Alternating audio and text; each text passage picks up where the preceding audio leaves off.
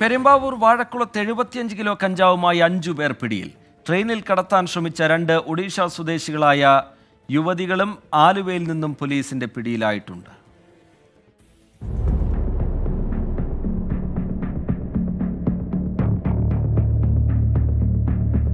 എക്സൈസും പോലീസും സംയുക്തമായി നടത്തിയ പരിശോധനയിലാണ് ഒഡീഷ സ്വദേശികളായ 5 പേരെ പിടികൂടിയത്.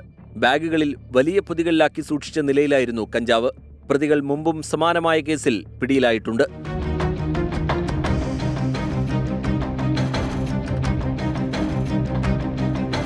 ആലുവ റെയിൽവേ സ്റ്റേഷനിൽ നിന്നാണ് 3 കിലോ കഞ്ചാവുമായി ഒഡീഷ സ്വദേശികളായ തബ്സനി നായിക്, ചാന്ദിനി ബെഹ്റ എന്നിവരെ പോലീസ് പിടികൂടിയത്.